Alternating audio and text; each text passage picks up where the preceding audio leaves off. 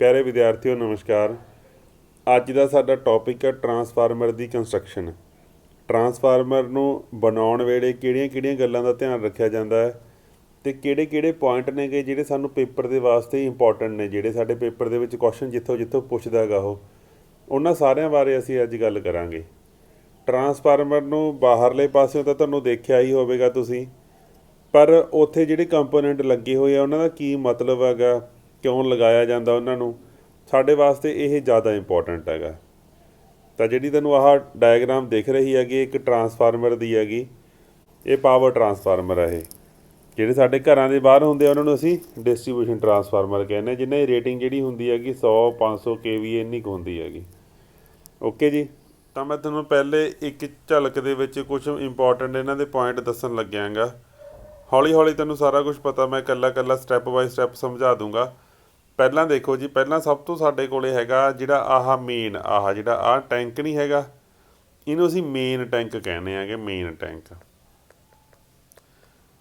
Tank ਇਹ ਕਾਹਦੇ ਵਾਸਤੇ ਹੁੰਦਾ, ਇਹੀ ਉਹ ਜਿਹੜਾ ਸਾਡੇ ਟਰਾਂਸਫਾਰਮਰ ਦਾ ਪਾਰਟ ਆ ਜਿਹਦੇ ਅੰਦਰ ਸਾਡੀ ਵਾਇੰਡਿੰਗ ਰੱਖੀ ਹੁੰਦੀ ਹੈਗੀ, HVV LVV ਪ੍ਰਾਇਮਰੀ ਅਤੇ ਸੈਕੰਡਰੀ ਦੋਵੇਂ ਵਾਇੰਡਿੰਗਾਂ ਰੱਖੀਆਂ ਹੁੰਦੀਆਂ ਨੇਗੀਆਂ, ਅਤੇ ਕੋਰ ਰੱਖੀ ਹੁੰਦੀ ਹੈਗੀ, ਅਤੇ ਟਰਾਂਸਫਾਰਮਰ ਦਾ ਆਇਲ ਰੱਖਿਆ ਹੁੰਦਾ ਹੈਗਾ। ਇਹ ਸਾਡਾ ਮੇਨ ਟੈਂਕ ਹੈਗਾ। ਉਸ ਤੋਂ ਬਾਅਦ ਇੱਧਰ ਅਸੀਂ ਦੇਖ ਰਹੇ ਹਾਂ ਕਿ ਦੇਖੋ ਇਹਨੂੰ ਆਪਾਂ ਕਹਿੰਦੇ ਹਾਂ ਬੁਸ਼ਿੰਗਸ। ਹੁੰਦਾ ਕੀ ਹੈਗਾ, ਜਦੋਂ ਸਾਡੀ ਆਹ ਤਾਰ ਕੋਈ ਨਾ ਕੋਈ ਹਾਈ ਵੋਲਟੇਜ, ਜੇ ਅਸੀਂ ਸਿੱਧੀ ਸਪੋਜ਼ ਕਰੋ ਇੱਕ ਤਾਰ ਲਿਆ ਕੇ ਇਹਨਾਂ ਦੇ ਵਿੱਚ ਇੱਦਾਂ ਪਾ ਦਿੰਦੇ ਗਲੀ ਕੱਢ ਕੇ, ਤਾਂ ਜਿਹੜੀ ਤਾਰ ਹੋਣੀ ਸੀ, ਤਾਰ ਦੇ ਆਲੇ ਦੁਆਲੇ ਸਾਡੇ ਕੋਲ ਜਿਹੜਾ ਕਰੰਟ ਹੋਣਾ ਸੀ ਉਹ ਲੀਕ ਹੋਣ ਲੱਗ ਜਾਣਾ ਸੀਗਾ, ਸਾਡਾ ਇੱਥੇ ਸ਼ਾਰਟ ਸਰਕਟ ਹੋ ਜਾਣਾ ਸੀਗਾ। ਤਾਂ ਬੁਸ਼ ਜਿਹੜੇ ਹੁੰਦੇ ਨੇ, ਬੁਸ਼ ਕੀ ਕਰਦੇ ਨੇਗੇ, ਬੁਸ਼ ਸਾਡੇ ਆਲੇ ਦੁਆਲੇ ਪੋਰਸਲੇਨ ਦੇ ਇੰਸੂਲੇਟਰ ਲੱਗੇ ਹੁੰਦੇ ਨੇਗੇ। ਇਹ ਜਿਹੜੇ ਇੰਸੂਲੇਟਰ ਹੁੰਦੇ ਨੇਗੇ, ਆਲੇ ਦੁਆਲੇ ਇੰਸੂਲੇਸ਼ਨ ਹੁੰਦੀ ਹੈ, ਜਿਹੜੀ ਬਾਡੀ ਨਾਲ ਤਾਂ ਇੰਸੂਲੇਸ਼ਨ ਟੱਚ ਹੋ ਰਹੀ ਹੁੰਦੀ ਆ, ਪਰ ਇੰਸੂਲੇਸ਼ਨ ਦੇ ਵਿਚਾਲ ਸਾਡੀ ਤਾਰ ਜਾ ਰਹੀ ਹੁੰਦੀ ਆ, ਤਾਂ ਇਹਨਾਂ ਨੂੰ ਅਸੀਂ ਬੁਸ਼ਿੰਗਸ ਕਹਿੰਦੇ ਹੈਗੇ। ਬੁਸ਼ਿੰਗਸ ਜਿਹੜੇ ਬੁਸ਼ਿੰਗ ਸਾਨੂੰ ਪਤਾ ਹਮੇਸ਼ਾ ਹਰ ਟਰਾਂਸਫਾਰਮਰ ਦੇ ਦੋ ਪਾਸੇ ਹੁੰਦੇ ਹੈਗੇ। ਇੱਕ ਪਾਸੇ ਨੂੰ ਅਸੀਂ LV ਕਹਿੰਦੇ ਹੈਗੇ ਜਿੱਧਰ ਘੱਟ ਵੋਲਟੇਜ ਹੁੰਦੀ ਹੈ, ਇੱਕ ਨੂੰ ਅਸੀਂ HV ਕਹਿੰਦੇ ਹਾਂ। ਤਾਂ HV ਕਹਿ ਲਓ ਚਾਹੇ HT ਕਹਿ ਲਓ, ਹਾਈ ਟੈਂਸ਼ਨ ਕਹਿ ਲਓ, low voltage high voltage, high tension low tension, ਕੁਛ ਮਰਜ਼ੀ ਕਹਿ ਲਓ, ਇੱਕੋ ਹੀ ਗੱਲ ਹੈਗੀ ਇਹ। ਤਾਂ ਇੱਕ ਸਾਡੇ ਕੋਲ HV ਬੁਸ਼ਿੰਗਸ ਹੁੰਦੀਆਂ ਨੇਗੀਆਂ, ਜਿਹੜੀਆਂ ਤਿੰਨ ਦੇਖੋ, ਇਹ ਵੱਡੀਆਂ ਦਿਖਣਗੀਆਂ ਤੁਹਾਨੂੰ ਸਾਈਜ਼ 'ਚ। ਇੱਕ ਇਸ ਟਰਾਂਸਫਾਰਮਰ ਦੇ ਪਰਲੇ ਪਾਸੇ ਚੱਲ ਜਾਓ, ਜਿਹੜੀਆਂ ਆਹ ਨਹੀਂ ਹੈਗੀਆਂ, ਇਹ ਸਾਡੀਆਂ LV ਬੁਸ਼ਿੰਗਸ ਨੇਗੀਆਂ। ਤਾਂ ਸਾਡੀ ਵਾਇੰਡਿੰਗ ਇੱਧਰੋਂ ਅੰਦਰ ਜਾਂਦੀ ਹੈਗੀ, ਸਟੈਪ ਡਾਊਨ ਹੋ ਕੇ ਸੈਕੰਡਰੀ ਵਾਲੇ ਪਾਸੇ ਨਿਕਲ ਜਾਂਦੀ ਹੈਗੀ। ਇਹ ਤਾਂ ਸੀਗੀ ਸਾਡਾ ਟਰਾਂਸਫਾਰਮਰ ਦਾ ਮੇਨ ਟੈਂਕ ਅਤੇ HT ਅਤੇ LT ਬੁਸ਼ਿੰਗਸ। ਇੱਧਰਲੇ ਪਾਸੇ ਹੈਗਾ ਜੀ ਸਾਡਾ ਜਿਹੜਾ ਦਿਖ ਰਿਹਾ ਹੈਗਾ, ਇਹ ਹੈਗਾ ਕੰਜ਼ਰਵੇਟਰ। ਪੜ੍ਹਾਂਗੇ ਅੱਗੇ ਕੀ ਹੁੰਦਾ ਇਹਦੇ। ਇੱਥੇ ਲੱਗੀ ਹੁੰਦੀ ਆ ਗੇਜ, ਜਿਹੜੀ ਦੱਸਦੀ ਆ ਵੀ ਟਰਾਂਸਫਾਰਮਰ ਦੇ ਵਿੱਚ ਤੇਲ ਕਿੰਨਾ ਕੁ ਹੈਗਾ। ਜਿਹੜਾ ਹੈਗਾ ਸਾਡਾ, ਇਹ ਹੁੰਦੀਆਂ ਨੇਗੀਆਂ ਸਾਡੀਆਂ ਫਿਨਸ ਕਹਿੰਦੇ ਅਸੀਂ, FINS ਫਿਨਸ। ਉਹਦੇ ਉੱਪਰ ਪੱਖੇ ਲੱਗੇ ਹੁੰਦੇ ਹੈਗੇ ਟਰਾਂਸਫਾਰਮਰ ਨੂੰ ਠੰਡਾ ਕਰਨ ਵਾਸਤੇ। ਹੁਣ ਟਰਾਂਸਫਾਰਮਰ ਨੂੰ ਠੰਡਾ ਇੱਥੇ ਪੱਖੇ ਲਗਾ ਕੇ ਕਿਉਂ ਨਹੀਂ ਕੀਤਾ ਹੈਗਾ, ਇਹ ਆਪਾਂ ਅੱਗੇ ਦੇਖਾਂਗੇ ਵੀ ਇੱਥੇ ਪੱਖੇ ਲਗਾਉਂਦੇ ਆਪਾਂ, ਉਹ ਵੱਧ ਵਧੀਆ ਨਹੀਂ ਸੀਗਾ। ਆਪਾਂ ਇੱਧਰਲੇ ਪਾਸੇ ਪੱਖੇ ਲਾਇਆ, ਟਰਾਂਸਫਾਰਮਰ ਸਾਡਾ ਪਿਆ ਹੈਗਾ, ਪੱਖੇ ਅਸੀਂ ਇੱਧਰਲੇ ਪਾਸੇ ਲਾਈ ਬੈਠੇ ਹੈਗੇ। ਠੀਕ ਹੈ, ਜਿਹੜਾ ਹੁੰਦਾ ਇਹ ਮਾਰਸ਼ਲਿੰਗ ਬਾਕਸ ਹੁੰਦਾ, ਇਹਦੇ ਅੰਦਰ ਸਾਰਾ ਕੰਟਰੋਲ ਹੁੰਦਾ ਹੈ, ਕਿੰਨੀ ਟੈਂਪਰੇਚਰ ਚੱਲ ਰਿਹਾ, ਕਿੰਨਾ ਕੀ ਹੈਗਾ। ਇੱਕ ਤੁਹਾਨੂੰ ਥੋੜ੍ਹਾ ਜਿਹਾ ਇੱਕ ਛੋਟਾ ਜਿਹਾ ਪਾਰਟ ਦਿਖ ਰਿਹਾ ਹੋਵੇਗਾ, ਇੰਨਾ ਕੁ ਇੰਨਾ ਕੁ ਇਹ ਹੈ ਜੀ ਤੁਹਾਡੀ ਬਕਲ ਰਿਲੇ। ਇਹ ਬਕਲ ਰਿਲੇ ਹੁੰਦੀ ਆ ਟਰਾਂਸਫਾਰਮਰ ਦੇ ਅੰਦਰ। ਜੇ ਕੋਈ ਫਾਲਟ ਪੈਂਦਾ ਹੈਗਾ ਤਾਂ ਇਹ ਰਿਲੇਟ ਸਾਨੂੰ, ਇਹ ਰਿਲੇ ਆ ਜਿਹੜੀ ਇਹੀ ਦੱਸਦੀ ਹੈ ਸਾਨੂੰ। ਤਾਂ ਚਲੋ ਆਪਾਂ ਚੰਗੀ ਤਰ੍ਹਾਂ ਸਟਾਰਟ ਕਰ ਦਿਆਂਗੇ। ਆਪਾਂ ਸਭ ਤੋਂ ਪਹਿਲਾਂ ਆਪਾਂ ਗੱਲ ਕਰਦੇ ਹਾਂ ਟਰਾਂਸਫਾਰਮਰ ਦੇ ਅੰਦਰ ਜਿਹੜਾ ਮੇਨ ਪਾਰਟ ਹੁੰਦਾ ਹੈਗਾ, ਉਹ ਸਾਡਾ ਹੈਗਾ ਜੀ ਕੋਰ। ਟਰਾਂਸਫਾਰਮਰ ਦੀ ਕੋਰ, ਜਿਹਦੇ ਉੱਪਰ ਸਾਰਾ ਕੁਝ ਅਸੀਂ ਲਪੇਟਣਾ ਗਾ। ਟਰਾਂਸਫਾਰਮਰ ਦੀ ਕੋਰ, ਟਰਾਂਸਫਾਰਮਰ ਦੀ ਜਿਹੜੀ ਕੋਰ ਹੁੰਦੀ ਹੈਗੀ, ਉਹ ਜ਼ਿਆਦਾਤਰ ਬਣੀ ਹੁੰਦੀ ਹੈ ਜੀ, ਇਹਦਾ ਮਟੀਰੀਅਲ ਯਾਦ ਕਰਨਾ ਸੀ ਹਮੇਸ਼ਾ, ਉਹ ਬਣੀ ਹੁੰਦੀ ਹੈ ਸਿਲੀਕੌਨ ਸਟੀਲ ਤੋਂ।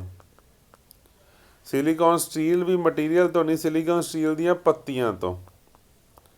ਪਤਲੀਆਂ ਪੱਤੀਆਂ ਹੁੰਦੀਆਂ ਨੇਗੀਆਂ, ਇਹ ਲੈਮੀਨੇਸ਼ਨਸ ਕਹਿੰਦੇ ਆ ਪੱਤੀਆਂ ਨੂੰ ਅਸੀਂ, ਲੈਮੀਨੇਸ਼ਨਸ ਤੋਂ ਬਣੀ ਹੁੰਦੀ ਹੈਗੀ। ਸਿਲੀਕੌਨ ਸਟੀਲ ਦੀਆਂ ਲੈਮੀਨੇਸ਼ਨਸ ਹੁੰਦੀਆਂ, ਮੈਂ ਤੁਹਾਨੂੰ ਦਿਖਾ ਵੀ ਦਿੰਦਾ, ਇੱਥੇ ਪਈਆਂ ਵੀ ਨੇਗੀਆਂ। ਆਹ ਦੇਖੋ, ਦੇਖ ਰਹੇ ਹੋਗੇ, ਪਤਲੀਆਂ ਪੱਤੀਆਂ। ਇਹਨਾਂ ਦੀ ਜਿਹੜੀ ਆਪਸ ਦੇ ਵਿੱਚ ਜਿਹੜੀ ਮੋਟਾਈ ਹੁੰਦੀ ਆ, ਉਹ 0.35 mm ਤੋਂ ਲੈ ਕੇ 0.5 mm ਤੱਕ ਹੁੰਦੀ ਆ ਪੱਤੀਆਂ ਦੀ ਮੋਟਾਈ। ਇਹ ਯਾਦ ਰੱਖਣੀ ਹੈਗੀ, ਪੇਪਰ 'ਚ ਪੁੱਛਿਆ ਜਾ ਸਕਦਾ। ਪੱਤੀਆਂ ਦੀ ਮੋਟਾਈ ਹੈ ਜਿਹੜੀ 0.35 mm ਤੋਂ ਲੈ ਕੇ 0.5 mm ਤੱਕ ਹੁੰਦੀ ਹੈ। ਤਾਂ ਪੱਤੀਆਂ ਨੂੰ ਜਦੋਂ ਆਪਾਂ ਜਿਹੜੀ ਆਹ ਤੁਹਾਡੀ ਈ ਟਾਈਪ ਦੀ ਪੱਤੀ ਹੈਗੀ ਇੱਕ, ਹੈ ਨਾ, ਇੱਦਾਂ ਕਰਕੇ ਜਦੋਂ ਇੱਕ ਪੱਤੀ ਦੇ ਉੱਪਰ ਪੱਤੀ ਦੇ ਉੱਪਰ ਪੱਤੀ ਦੇ ਉੱਪਰ ਪੱਤੀ ਰੱਖੀ ਜਾਵਾਂਗੇ, ਇੱਥੇ ਇੱਕ ਈ ਦੀ ਇੱਕ ਆਈ, ਇੱਕ ਈ ਇੱਕ ਆਈ ਇੱਦਾਂ ਰੱਖੀ ਜਾਵਾਂਗੇ, ਤਾਂ ਸਾਡੇ ਕੋਲ ਆ ਦੇਖੋ ਆ ਈ ਉੱਪਰਲੇ ਪਾਸੇ ਆਈ ਰੱਖਤੀ, ਹੇਠਾਂ ਈ ਰੱਖੀ ਸੀਗੀ, ਫਿਰ ਉਹ ਪੁੱਠਾ ਕਰਤਾ ਸੀ, ਉਦੋਂ ਬਾਅਦ ਆਪਾਂ ਈ ਉੱਪਰਲੇ ਪਾਸੇ ਫਿਰ ਹੇਠਾਂ ਈ ਰੱਖਤੀ। ਇੱਦਾਂ ਕਰਕੇ ਲੈਮੀਨੇਸ਼ਨ ਤੋਂ ਕਰ ਕਰਕੇ ਸਾਡੇ ਕੋਲ ਇੱਦਾਂ ਦੀ ਇੱਕ ਕੋਰ ਤਿਆਰ ਹੋ ਜਾਂਦੀ ਆ। ਕੋਰ ਬਣੀ ਹੋਈ ਆ ਸਾਡੀ। ਇੱਥੇ ਆਲੇ ਦੁਆਲੇ ਅਸੀਂ ਰਿਫਟ ਲਾ ਦਿੰਦੇ ਹਾਂ, ਰਿਫਟ ਲੱਗੇ ਹੋਏ ਨੇਗੇ, ਰਿਫਟ ਲਾ ਕੇ ਅਸੀਂ ਇਹਨੂੰ ਇਕੱਠਾ ਕਰ ਦਿੰਦੇ ਹੈਗੇ। ਇਹ ਰਿਫਟ ਜਿਹੜੇ ਨੇ ਬਹੁਤ ਟਾਈਟ ਹੋਣੇ ਚਾਹੀਦੇ ਆ ਤਾਂ ਕਿ ਜਿਹੜੀਆਂ ਪੱਤੀਆਂ ਨੇ ਖੜਕਣ ਨਾ, ਠੀਕ ਹੈ ਜੀ। ਤਾਂ ਇਹ ਹੁੰਦੀ ਹੈ ਜੀ ਸਾਡੀ ਕੋਰ। ਤਾਂ ਕੋਰ ਦਾ ਕੰਮ ਕੀ ਹੁੰਦਾ ਹੈਗਾ? ਹੁਣ ਜਿਹੜੀ ਕੋਰ ਹੈਗੀ ਸਾਡੀ, ਇਹ ਕੋਰ ਲੈਮੀਨੇਸ਼ਨ ਤੋਂ ਬਣੀ ਹੁੰਦੀ ਹੈਗੀ। ਅੱਛਾ, ਇਹ ਸਿਲੀਕੌਨ ਸਟੀਲ ਦੀ ਬਣੀ ਹੁੰਦੀ ਹੈਗੀ ਅਤੇ ਜਿਹੜੀ ਬਣਤਰ ਹੁੰਦੀ ਹੈ ਪੱਤੀਆਂ ਤੋਂ ਬਣੀ ਹੁੰਦੀ ਹੈ। ਮਟੀਰੀਅਲ ਇਹਦਾ ਸਿਲੀਕੌਨ ਸਟੀਲ ਹੁੰਦਾ, ਬਣੀ ਹੁੰਦੀ ਹੈ ਪੱਤੀਆਂ ਤੋਂ, ਲੈਮੀਨੇਸ਼ਨਸ ਤੋਂ। ਯਾਦ ਰੱਖਣਾ ਗਾ, ਸਿਲੀਕੌਨ ਸਟੀਲ ਇਸ ਲਈ ਪਾਇਆ ਜਾਂਦਾ ਹੈਗਾ ਕਿਉਂਕਿ ਸਿਲੀਕੌਨ ਸਟੀਲ ਦੇ ਵਿੱਚ ਹਿਸਟੈਰੇਸਿਸ ਲੋਸ ਘੱਟ ਨੇਗੇ, ਹਿਸਟੈਰੇਸਿਸ ਲੋਸ ਘੱਟ ਨੇਗੇ। ਫਿਲਹਾਲ ਇਹਨੂੰ ਇੱਦਾਂ ਯਾਦ ਕਰ ਲਓ। ਹਿਸਟੈਰੇਸਿਸ ਲੋਸ 'ਤੇ ਮੈਂ ਪ੍ਰੋਪਰ ਇੱਕ ਵੀਡੀਓ ਬਣਾਊਂਗਾ, ਹਿਸਟੈਰੇਸਿਸ ਅਤੇ ਐਡੀ ਕਰੰਟ 'ਤੇ। ਹਿਸਟੈਰੇਸਿਸ ਲੋਸ ਹਜੇ ਤੱਕ ਇਹ ਯਾਦ ਕਰ ਲਓ ਵੀ ਹਿਸਟੈਰੇਸਿਸ ਲੋਸ ਉਹ ਲੋਸ ਹੁੰਦੇ ਨੇਗੇ, ਉਹ ਪਾਵਰ ਦੀ ਵੇਸਟੇਜ ਹੁੰਦੀ ਹੈਗੀ ਜਿਹਦੇ ਕਰਕੇ ਟਰਾਂਸਫਾਰਮਰ ਦੇ ਅੰਦਰ, ਕੋਰ ਦੇ ਅੰਦਰ ਪਾਵਰ ਵੇਸਟ ਹੁੰਦੀ ਹੈ ਅਤੇ ਹੀਟ ਪੈਦਾ ਹੁੰਦੀ ਹੈ। ਅਤੇ ਸਾਡਾ ਸਿਲੀਕੌਨ ਸਟੀਲ ਨਾ ਹੁੰਦਾ ਤਾਂ ਹਿਸਟੈਰੇਸਿਸ ਲੋਸ ਸਾਡੇ ਬਹੁਤ ਜ਼ਿਆਦਾ ਹੁੰਦੇ ਅਤੇ ਹੀਟ ਬਹੁਤ ਵੱਧ ਹੋਣੀ ਸੀਗੀ। ਹੁਣ ਸਾਡਾ ਸਿਲੀਕੌਨ ਸਟੀਲ ਕੀ ਇਹ ਚੀਜ਼ ਨੂੰ ਗਰੰਟੀ ਕਰ ਰਿਹਾ ਹੈਗਾ ਵੀ ਇਹਦੇ ਵਿੱਚ ਜਿਹੜੇ ਹੋਣਗੇ ਹਿਸਟੈਰੇਸਿਸ ਲੋਸ ਘੱਟ ਹੋਣਗੇ। ਹਿਸਟੈਰੇਸਿਸ ਲੋਸ ਕਰਕੇ ਗਰਮੀ ਪੈਦਾ ਨਹੀਂ ਹੋਊਗੀ। ਵਾਈਂਡਿੰਗ ਦੇ ਅੰਦਰ ਲੋਡ ਕਰੰਟ ਫਲੋ ਹੋਣ ਕਰਕੇ ਅੱਡ ਗੱਲ ਆ ਵੀ ਉੱਥੇ ਜਿਹੜੀ ਹੋਊਗੀ ਹੀਟ ਪੈਦਾ ਹੋਊਗੀ। ਤਾਂ ਹਿਸਟੈਰੇਸਿਸ ਨੂੰ ਕਾਹਦੇ ਵਾਸਤੇ, ਸਿਲੀਕੌਨ ਸਟੀਲ ਨੂੰ ਕਾਹਦੇ ਵਾਸਤੇ ਪਾਇਆ ਜਾਂਦਾ ਹੈਗਾ? ਹਿਸਟੈਰੇਸਿਸ ਲੋਸ ਘਟਾਉਣ ਵਾਸਤੇ। ਦੂਜੀਆਂ ਹੈਗੀਆਂ ਨੇ ਸਾਡੀਆਂ ਪੱਤੀਆਂ, ਲੈਮੀਨੇਸ਼ਨਸ। ਵੀ ਸਾਡੀਆਂ ਲੈਮੀਨੇਸ਼ਨਸ ਕਿਉਂ ਪਾਈਆਂ ਜਾਂਦੀਆਂ ਨੇ ਜਿਹੜੀਆਂ ਪਤਲੀਆਂ ਪਤਲੀਆਂ ਪੱਤੀਆਂ? ਇਹ ਪਾਈਆਂ ਜਾਂਦੀਆਂ ਨੇ ਜੀ ਐਡੀ ਕਰੰਟ ਘਟਾਉਣ ਵਾਸਤੇ। ਕਿਹੜੇ ਕਰੰਟ ਘਟਾਉਣ ਵਾਸਤੇ? ਐਡੀ ਕਰੰਟ, ਐਡੀ ਕਰੰਟ ਲੋਸ। ਐਡੀ ਕਰੰਟ ਲੋਸ ਵੀ ਸਾਡੇ ਉਹ ਲੋਸ ਨੇਗੇ ਜਿਹੜੇ ਸਾਡੇ ਕੋਰ ਨੂੰ ਗਰਮ ਕਰਦੇ ਨੇ। ਤਾਂ ਜਿੰਨੀ ਇਹ ਜਿਹੜੇ ਐਡੀ ਕਰੰਟ ਲੋਸ ਹੁੰਦੇ ਆ, ਇਹ ਡਿਪੈਂਡ ਕਰਦੇ ਹੁੰਦੇ ਆ ਵੀ ਜਿਹੜੀ ਚੀਜ਼ ਦੇ ਅੰਦਰ ਇਹ ਪੈਦਾ ਹੋ ਰਿਹਾ ਉਹਦੀ ਮੋਟਾਈ ਕਿੰਨੀ ਆ। ਜੇ ਮੋਟਾਈ ਵੱਧ ਹੋਏਗੀ ਤਾਂ ਐਡੀ ਕਰੰਟ ਜਿਹੜੇ ਹੋਣਗੇ ਉਹ ਵੱਧ ਹੋਣਗੇ, ਜੇ ਮੋਟਾਈ ਘੱਟ ਹੋਊਗੀ ਤਾਂ ਐਡੀ ਕਰੰਟ ਘੱਟ ਹੋਣਗੇ। ਤਾਂ ਅਸੀਂ ਪੱਤੀਆਂ ਦੀ ਮੋਟਾਈ ਆ ਜਿਹੜੀ ਉਹ ਬਹੁਤ ਘੱਟ ਰੱਖੀ ਹੋਈ ਆ ਤਾਂ ਕਿ ਐਡੀ ਕਰੰਟ ਸਾਡੇ ਘੱਟ ਜਾਣ।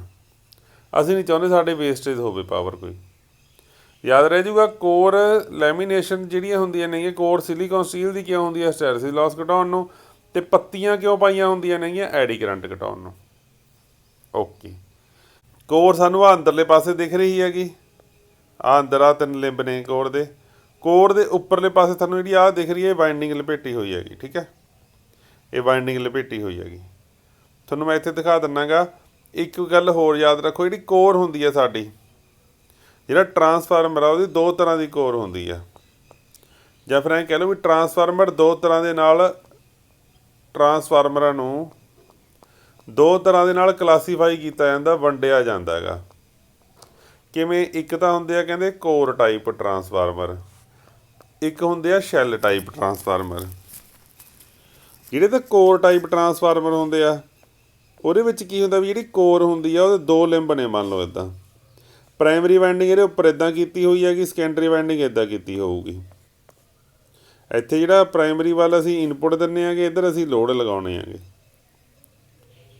ਇਹ ਤਾਂ ਹੈਗਾ ਸਾਡਾ ਕੋਰ ਟਾਈਪ। ਕੋਰ ਟਾਈਪ ਦੀ ਨਿਸ਼ਾਨੀ ਕੀ ਹੈਗੀ ਵੀ ਵਾਈਂਡਿੰਗ ਆ ਜਿਹੜੀ ਸਾਡੀ ਕੋਰ ਵਿਚਾਲੇ ਆ, ਵਾਈਂਡਿੰਗ ਨੇ ਉਹਨੂੰ ਘੇਰਿਆ ਹੋਇਆ ਹੈਗਾ। ਕੋਰ ਵਿਚਾਲੇ ਹੈਗੀ ਨਾ, ਅਤੇ ਵਾਈਂਡਿੰਗ ਨੇ ਘੇਰਿਆ ਹੋਇਆ। ਸਾਨੂੰ ਤਾਂ ਵਾਈਂਡਿੰਗ ਦਿਖ ਰਹੀ ਹੈ, ਕੋਰ ਤਾਂ ਨਹੀਂ ਦਿਖ ਰਹੀ ਹੈਗੀ, ਕੋਰ ਤਾਂ ਨਹੀਂ ਦਿਖ ਰਹੀ ਹੈਗੀ। ਪਰ ਜਿਹੜਾ ਸਾਡਾ ਇਹ ਹੁੰਦਾ ਕੋਰ ਟਾਈਪ ਟਰਾਂਸਫਾਰਮਰ। ਪਰ ਜਿਹੜਾ ਸ਼ੈੱਲ ਟਾਈਪ ਟਰਾਂਸਫਾਰਮਰ ਹੁੰਦਾ ਗਾ, ਸ਼ੈੱਲ ਟਾਈਪ ਟਰਾਂਸਫਾਰਮਰ ਹੁੰਦਾ ਗਾ ਜਿਹਦੇ ਵਿੱਚ ਕੋਰ ਨੇ, ਜਿਹਦੇ ਵਿੱਚ ਕੋਰ ਨੇ ਆ ਜਿਵੇਂ ਆਹ ਗਾ, ਜਿਹਦੇ ਵਿੱਚ ਕੋਰ ਨੇ ਵਾਈਂਡਿੰਗ ਨੂੰ ਲੁਕੋ ਕੇ ਰੱਖਿਆ ਹੋਵੇ। ਵਾਈਂਡਿੰਗ ਨੇ ਆ ਦੇਖੋ ਆਲੇ ਦੁਆਲੇ ਦੇਖੋ, ਕੋਰ ਹੈਗੀ ਹੈ ਨਾ ਸਾਡੀ, ਅੰਦਰ ਵਾਈਂਡਿੰਗ ਲੁਕੀ ਹੋਈ ਹੈਗੀ। ਮਤਲਬ ਕੀ ਇਹਦੇ ਵਿੱਚ 3 ਲਿੰਬ ਹੁੰਦੇ ਆ, ਇਹਦੇ ਵਿੱਚ ਤਾਂ 2 ਲਿੰਬ। ਦੇਖੋ ਕੋਰ ਨੂੰ 2 ਹਿੱਸਿਆਂ ਦੇ ਵਿੱਚ ਵੰਡਿਆ ਜਾਂਦਾ ਹੈਗਾ। ਕੋਰ ਦਾ ਜਿਹੜਾ ਆਹ ਹਿੱਸਾ ਹੁੰਦਾ ਹੈਗਾ ਜਿੱਥੇ ਵਾਈਂਡਿੰਗ ਰੱਖੀ ਜਾਂਦੀ ਹੈ, ਇੰਨਾ, ਇਹਨੂੰ ਕਿਹਾ ਜਾਂਦਾ ਲਿੰਬ। ਯਾਦ ਰੱਖਿਓ, 2 ਲਿੰਬ ਹੁੰਦੇ ਹੈਗੇ ਸਿੰਗਲ ਫੇਸ ਟਰਾਂਸਫਾਰਮਰ 'ਚ। ਇੱਕ ਆਹ ਲਿੰਬ ਹੈਗਾ, ਇਹਨਾਂ ਨੂੰ ਤਾਂ ਕਿਹਾ ਜਾਂਦਾ ਲਿੰਬ। ਅਤੇ ਜਿਹੜਾ ਆਹ ਪਾਥ ਆ, ਇੰਨਾ ਪਾਥ, ਆਹ ਪਾਥ ਆ ਜਿਹੜਾ ਇੰਨਾ ਕੁ ਆਹ ਵਾਲਾ, ਇਹਨੂੰ ਕਿਹਾ ਜਾਂਦਾ ਜੀ ਯੋਕ। ਇਹਨੂੰ ਯੋਕ ਕਿਹਾ ਜਾਂਦਾ ਹੈਗਾ ਅਤੇ ਇਹਨੂੰ ਲਿੰਬ ਕਿਹਾ ਜਾਂਦਾ। ਲਿੰਬ ਦੇ ਉੱਪਰ ਵਾਈਂਡਿੰਗ ਰੱਖੀ ਜਾਂਦੀ ਹੈਗੀ। ਇਹਦਾ ਕੰਮ ਹੁੰਦਾ ਜੀ ਵਾਈਂਡਿੰਗ ਨੂੰ ਸੰਭਾਲ ਕੇ ਰੱਖਦਾ ਲਿੰਬ। ਯੋਕ ਕੀ ਕਰਦਾ, ਜਿੰਨੀ ਫਲਕਸ ਇੱਧਰ ਪੈਦਾ ਹੋਊ, ਜਿੰਨੀ ਚੁੰਬਕ ਇੰਨੀ ਇੱਧਰ ਪੈਦਾ ਹੋਊਗਾ, ਉਹਨੂੰ ਉੱਧਰ ਟਰਾਂਸਪੋਰਟ ਕਰੂਗਾ, ਇੱਧਰਲੇ ਪਾਸੇ ਲੈ ਕੇ ਜਾਊਗਾ। ਕਿਹਨੂੰ ਲੈ ਕੇ ਜਾਊਗਾ? ਫਲਕਸ ਨੂੰ, ਚੁੰਬਕ ਨੂੰ। ਅਤੇ ਸਾਡਾ ਕੋਰ ਦਾ ਕੰਮ ਹੁੰਦਾ ਗਾ। ਠੀਕ ਹੈ ਜੀ। ਇਸ ਤੋਂ ਬਾਅਦ ਦੇਖੋ, ਤਾਂ ਅਸੀਂ ਗੱਲ ਕਰ ਰਹੇ ਸੀਗੇ ਵੀ ਕੋਰ ਟਾਈਪ ਦੇ ਵਿੱਚ 2 ਲਿੰਬ ਹੁੰਦੇ ਆ, 1 ਲਿੰਬ ਅਤੇ 2 ਲਿੰਬ। ਪਰ ਜੇ ਅਸੀਂ ਸ਼ੈੱਲ ਟਾਈਪ ਬਣਾਉਣਾ ਹੋਵੇ, ਸ਼ੈੱਲ ਟਾਈਪ ਦੇ ਵਿੱਚ ਦੇਖੋ ਜਿਹੜਾ ਆਹ ਕਿਵੇਂ ਬਣਿਆ ਸੀਗਾ, ਮੈਂ ਦੱਸਣ ਲੱਗਿਆ ਤੁਹਾਨੂੰ ਆਹ ਕਿਵੇਂ ਬਣਿਆ ਸੀਗਾ। ਆਹ ਸ਼ੈੱਲ ਟਾਈਪ ਦੇ ਵਿੱਚ ਕੀ ਕਰਦੇ ਹਾਂਗੇ ਅਸੀਂ, ਜਿਹੜਾ ਤਾਂ ਤੁਹਾਡਾ ਹੁੰਦਾ ਹੈਗਾ ਜੀ ਵਿਚਾਲੇ ਵਾਲੀ ਲਿੰਬ, ਆਹ ਵਾਲਾ, ਇਹ ਹੁੰਦਾ ਚੌੜਾ। ਅਤੇ ਆਹ ਹੁੰਦਾ ਕਿ ਜਿਹੜੇ ਆਲੇ ਦੁਆਲੇ ਹੁੰਦੇ ਆ 2 ਲਿੰਬ, ਉਹ ਬਹੁਤ ਪਤਲੇ ਹੁੰਦੇ ਨੇਗੇ। ਅਤੇ ਵਾਈਂਡਿੰਗ ਪ੍ਰਾਇਮਰੀ ਵੀ ਸੈਕੰਡਰੀ ਵੀ ਇਕੱਲੇ ਇਸੇ ਲਿੰਬ 'ਤੇ ਰੱਖੀ ਜਾਂਦੀ ਹੈਗੀ, ਆਲੇ ਦੁਆਲੇ ਨਹੀਂ ਰੱਖੀ ਜਾਂਦੀ। ਇਹਨਾਂ ਦੇ ਉੱਪਰ ਕੋਈ ਵਾਈਂਡਿੰਗ ਨਹੀਂ ਹੁੰਦੀ। ਜੇ ਅਸੀਂ ਦੇਖੀਏ ਜਾਵੇ ਇਹਦੇ ਵਿੱਚ ਜਿਹੜੀ ਚੁੰਬਕ ਘੁੰਮੂਗੀ, ਚੁੰਬਕ ਕਿਵੇਂ ਘੁੰਮੂਗੀ, ਆ ਦੇਖਿਓ, ਉਹ ਇੱਦਾਂ ਜਾਊਗੀ, ਇੱਦਾਂ ਜਾ ਕੇ ਇੱਦਾਂ ਆ ਜਾਊਗੀ। ਇਹ ਕਿੰਨੇ ਪਾਥ ਨੇਗੇ? ਇਹ ਇੱਕ ਪਾਥ ਆ, ਇੱਕ ਰਾਹ ਹੈਗਾ ਫਲਕਸ ਦਾ। ਐਂ ਘੁੰਮ ਸਕਦੀ ਹੈ ਨਾ, ਹੋਰ ਤਾਂ ਘੁੰਮਣ ਨੂੰ ਰਾਹ ਨਹੀਂ ਕੋਈ। ਬਟ ਇਹਦੇ ਵਿੱਚ 2 ਰਾਹ ਹੁੰਦੇ ਹੈਗੇ ਵੀ ਇੱਕ ਤਾਂ ਸਾਡੀ ਇੱਦਾਂ ਘੁੰਮੂਗੀ ਅੱਧੀ, ਤਾਂ ਅੱਧੀ ਸਾਡੀ ਇੱਧਰ ਦੀ ਘੁੰਮੂਗੀ। ਫਲਕਸ ਸਾਡੀ 2 ਹਿੱਸਿਆਂ ਦੇ ਵਿੱਚ ਵੰਡੀ ਜਾਂਦੀ ਹੈ, 5/2 ਇੱਧਰ, ਅੱਧੀ ਫਲਕਸ ਇੱਧਰ, ਅੱਧੀ ਫਲਕਸ ਇੱਧਰ, 2 ਹਿੱਸਿਆਂ ਦੇ ਵਿੱਚ ਵੰਡੀ ਜਾਂਦੀ ਹੈਗੀ। ਅਤੇ ਜਿਹੜੀ ਸਾਡੀ ਆਹ ਵਿਚਾਲੇ ਵਾਲੀ ਕੋਰ ਲਿੰਬ ਹੁੰਦੀ ਹੈਗੀ, ਆਹ ਵਿਚਾਲੇ ਵਾਲਾ ਲਿੰਬ ਹੁੰਦਾ, ਇਹ ਮੋਟਾ ਹੁੰਦਾ ਗਾ। ਜਿਹੜੇ ਆਹ ਲਿੰਬ ਹੁੰਦੇ ਆ, ਇਹ ਅੱਧੇ ਅੱਧੇ ਹੁੰਦੇ ਹੈਗੇ। ਤਾਂ ਜਿਹੜਾ ਇਹਦਾ ਏਰੀਆ ਹੁੰਦਾ ਗਾ, ਜਿਹੜਾ ਵਿਚਾਲੇ ਵਾਲਾ ਲਿੰਬ ਹੁੰਦਾ ਗਾ, ਇਹਦਾ ਏਰੀਆ ਡਬਲ ਹੁੰਦਾ ਗਾ ਕੀ ਤੋਂ? ਆਲੇ ਦੁਆਲੇ ਵਾਲੇ ਜਿਹੜੇ ਲਿੰਬ ਹੁੰਦੇ ਨੇਗੇ।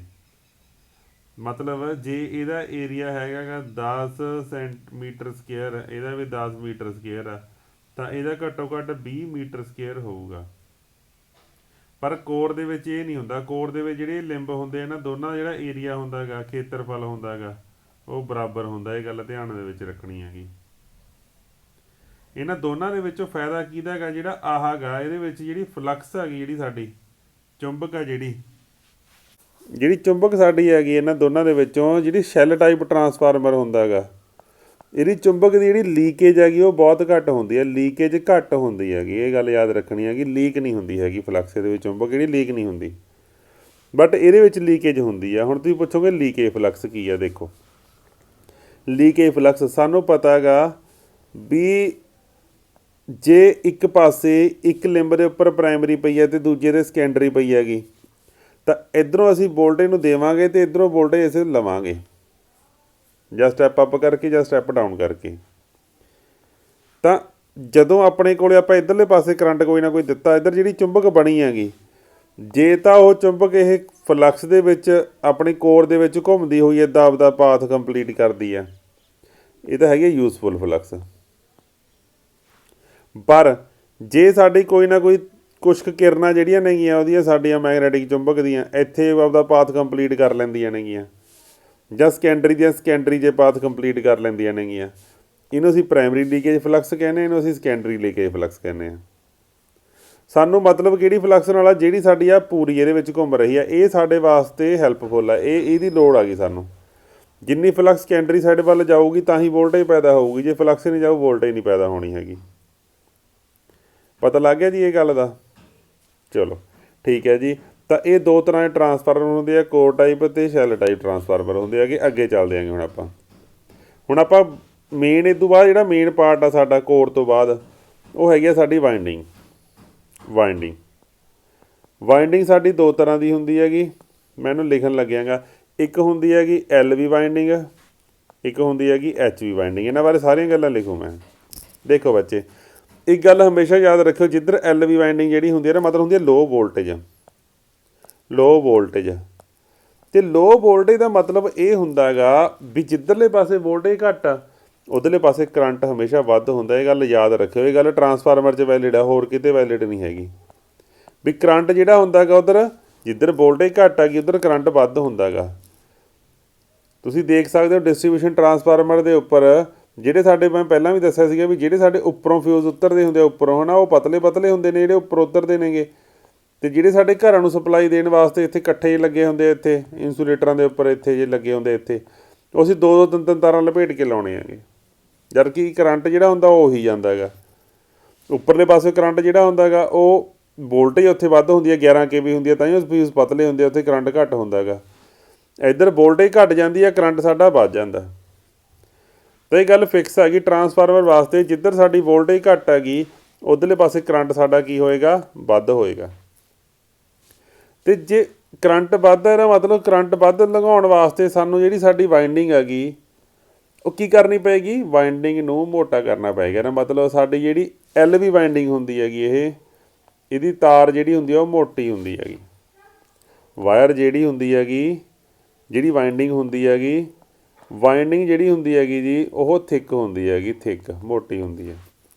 ਅਤੇ ਨੰਬਰ ਆਫ ਟਰਨਾਂ ਕੀ ਹੋਣਗੀਆਂ ਇਹਦੇ, ਨੰਬਰ ਆਫ ਟਰਨਾਂ ਘੱਟ ਹੋਣਗੀਆਂ, ਕਿਉਂਕਿ ਵੋਲਟੇਜ ਘੱਟ ਆ। ਵੋਲਟੇਜ ਦੇ ਨਾਲ ਰਿਲੇਸ਼ਨ ਹੈਗਾ ਨੰਬਰ ਆਫ ਟਰਨਾਂ ਦਾ, ਵੋਲਟੇਜ ਘੱਟ ਤਾਂ ਨੰਬਰ ਆਫ ਟਰਨਾਂ ਘੱਟ। ਅਤੇ ਕਰੰਟ ਦੇ ਨਾਲ ਰਿਲੇਸ਼ਨ ਹੈਗਾ ਸਾਡੀ ਵਾਇੰਡਿੰਗ ਦੇ ਮੋਟੇ ਹੋਣ ਦਾ। ਜਿੰਨੀ ਵਾਇੰਡਿੰਗ ਮੋਟੀ ਹੈਗੀ ਇਹਦਾ ਮਤਲਬ ਉਨਾ ਕਰੰਟ ਦੇ ਵਿੱਚੋਂ ਵੱਧ ਜਾਊਗਾ। ਇਹ ਰਿਲੇਸ਼ਨ ਨੇ ਆਪਸ ਦੇ ਵਿੱਚ। ਜੇ ਹੁਣ ਅਸੀਂ ਰਜਿਸਟੈਂਸ ਦੀ ਗੱਲ ਕਰ ਲਈਏ, ਹੁਣ ਵਾਇੰਡਿੰਗ ਸਾਡੀ ਮੋਟੀ ਹੈ, ਇਹਦਾ ਮਤਲਬ ਰਜਿਸਟੈਂਸ ਸਾਡੀ ਕੀ ਹੈਗੀ, ਲੋ ਰਜਿਸਟੈਂਸ ਵਾਇੰਡਿੰਗ ਆਵਾਂਗੇ ਇਹਨੂੰ ਆਪਾਂ।